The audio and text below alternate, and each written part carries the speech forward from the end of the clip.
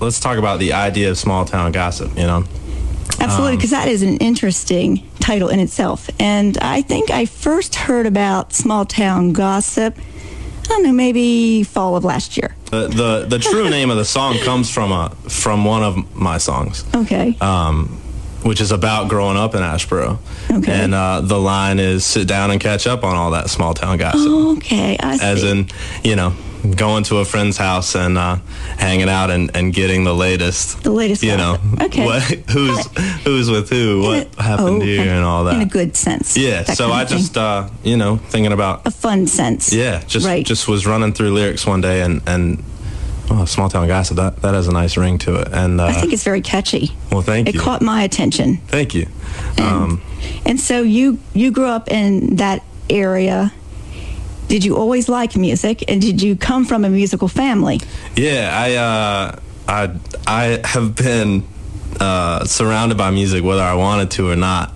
Most of the time I always wanted to, but I come from a family of music educators. Mom is a high school choral teacher. My father is a band director / elementary music teacher. My sister is a high school chorus teacher. My brother-in-law is a high school band director. Wow. Everyone playing instruments from trombone to oboe to piano to singing to accordion. Did you all sit around the living room making music, or the front porch kind of thing? Yeah, not in the folky sense, but I mean, my mom's also a church organist, so I grew up. I learned how to sing. I learned music from standing next to my father singing church hymns, and he's a baritone, so that bass line just ringing in my ear, and that's where I learned to read and studied piano with my mom some. Did handbells in church. I did that too. Yeah, that's one of the greatest things, because you're a part of this ensemble of, let's say, 20 to 45 actual bells, right? But you're only responsible for 2 or 3. 2 or 3. So you learn. And if you're really good, 4. Sure, yeah, 5. the 2 with one hand. Yeah, Yes. I was always jealous of the ladies that were able to do that. So you have these, 2 or 3 notes that you're responsible for, and by themselves, it's nothing special. But when you combine it with the other 30 notes that are going on, you can create some really incredible music. So that's really weird. I still remember which ones I had. I had C and D. Middle C and D. I remember having E, F, and F sharp. So you did that. Yeah, that's very musical. Those are my earliest memories of being submersed in music, and so from there I always sang as a kid, and I had an interest in drums. I had a little drum set, a tiny kid set as a kid, and I can't remember what kind of incredible music was being made on it. It was probably I was just beating the daylights out of them. But I thought it was good, and I had fun. And then come 6th grade, it's time for middle school band, and I was able to study percussion for 11 years throughout middle school and high school and on some. Did you say percussion mainly? Okay. Yeah, in band. So percussion, drum set in the jazz band setting, and the garage band with your buddies setting. So you were one of those lucky guys that got to do the percussion in the school band. Oh yeah. When did you pick the guitar up? I picked the guitar up when I was 12 or 13. So you were doing that at the same time? Yeah, and it was just an old guitar that I think my mom had that was just laying around, and just tried to put it to use. And I got together with some friends. The number one way to become a better musician is to surround yourself and play with musicians who are a whole lot better than you. Yeah. So you didn't just play with people your age. No, not necessarily, but when I started the guitar, I hung out with guys that were a whole lot better, that could teach me stuff, and just watching them and just learned things and picked up things and did a lot of listening. And you said something about garage bands too? At the same time you're doing school bands? Yeah, I mean, what musician when they're in between 13 and 17 isn't in a rock band and where they're just turning up the volume way too loud and beating the crap out of stuff. Now, which style did you like which genre? Well, playing drums, I really loved the rock, I guess, punk thing when I was a kid. I was really angry into that. Punk. Yeah, I went through that phase, and I'm very grateful that I went through that phase. But I definitely went through that phase, and so that is all about.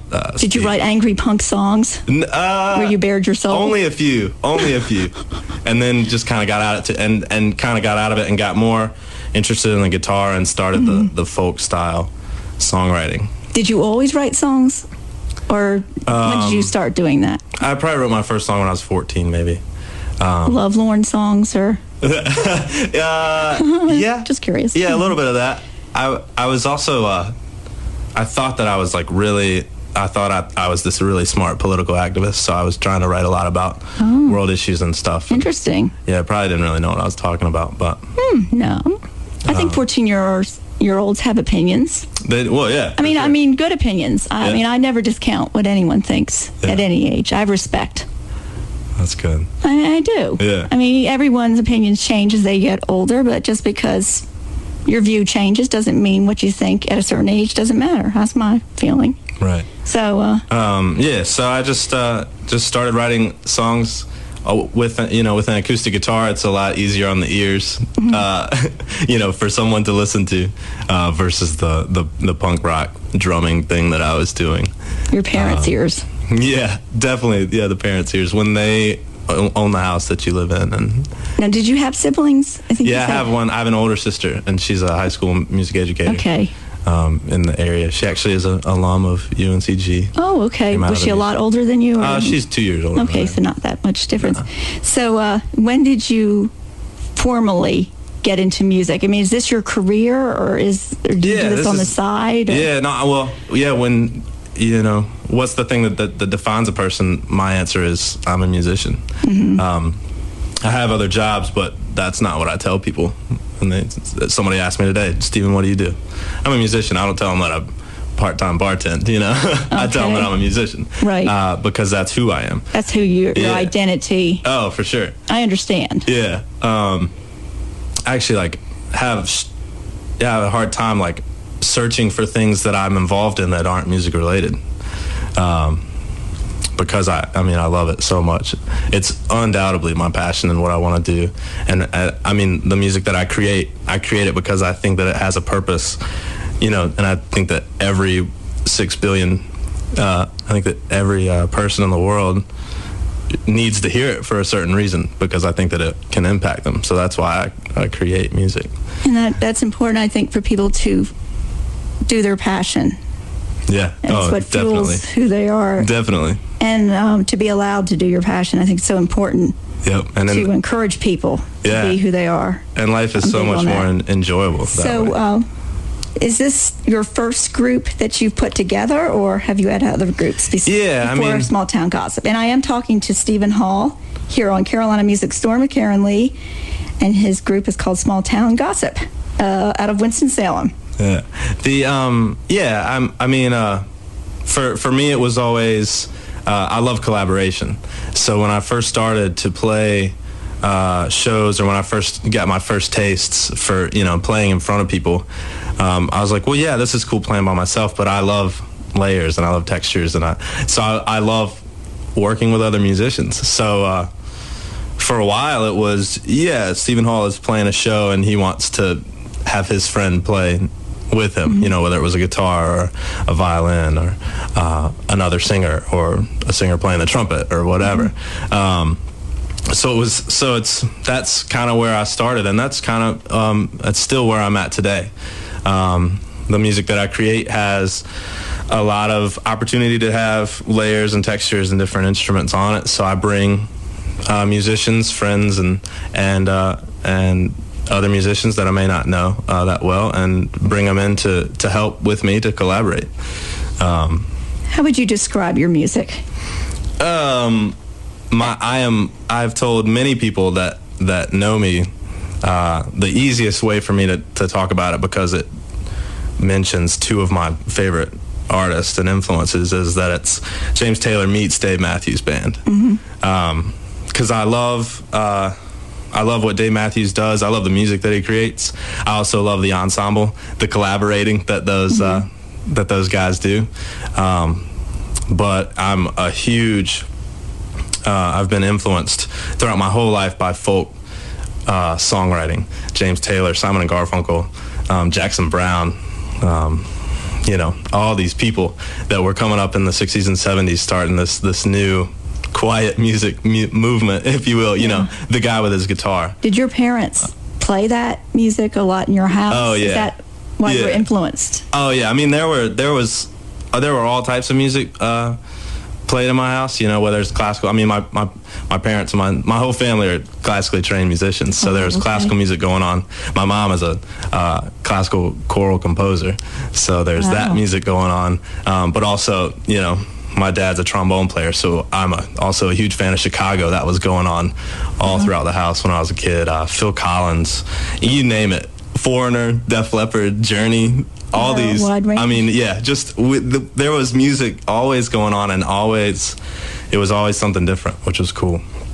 So you kind of have a wide range of influences merging into this. Yeah. Which is it seems to be very acoustic driven. Yeah, definitely. Just because. At this point. Yeah, well. On this album, which is self-titled. Yeah, that's the first record. So we just left it as is, self-titled, and you know, it's when you're writing on one particular instrument that normally turns out to be the most involved, I guess, if you will, instrument. Did you study guitar? You went to the School of the Arts. Yeah, in Winston, which is now the University of North Carolina. Right, part of the UNC system. Right. I didn't study guitar there. I don't have any formal guitar training. I just used all the music theory and what I learned growing up. So what did you do at the School of the Arts? To relate to that, I actually majored in voice. Oh.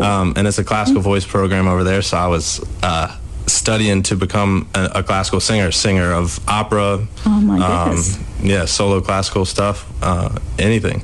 And I was really interested in that. And I love classical singing. I love opera. I just realized that at one point that it wasn't what I needed to do for me for the rest of my life. For opera. Wow. Yeah. The creating music and the music that's inside of me that I create is my big passion. And opera didn't quite relate to what you felt was inside. Well, yeah, I just felt to express. Well, I felt like not that I couldn't do both. I think I could have. I just care a whole lot more about what I'm doing right now. Back to your music, which your new album you are developing now. What kind of music will that be compared to what you put out with this CD? Yeah, I mean, it'll be in my head. It's going to be very similar, if not identical, sound-wise. The a sound. lot of guitar. Oh, sure, yeah, it'll still be acoustic driven. What's intricate guitar? I thought the intricate guitar work on this. That's what I've said when I've been announcing your Small Town Gossip CD. And again, I am talking to Stephen Hall of Small Town Gossip of Winston-Salem, and very guitar driven and intricate guitar work. Thank you. Yeah, I really like it. Yeah. So what's going on right now is that we're working on the new record, and we got some tracks done, so we're going to release those tomorrow night, and then the single will be released as of tomorrow, and that's great. In anticipation for the whole album, which will be ready sometime in the winter. And your CD is available by going to smalltowngossipmusic.com, and you're also on Facebook, right? Oh, yeah. Facebook is taking over the world. So. Oh, yes, I'm on Facebook, unless Google Plus beats them to it. Oh, yes, the big race is on. But, facebook.com/smalltowngossip. We try to be very diligent of interacting with people who interact with us on there. We're releasing a song entitled High Winds and Hurricanes, and just to get everybody excited about the record that'll be coming out in the next few months. Well, that sounds good. Well, thank you so much for coming by, Stephen.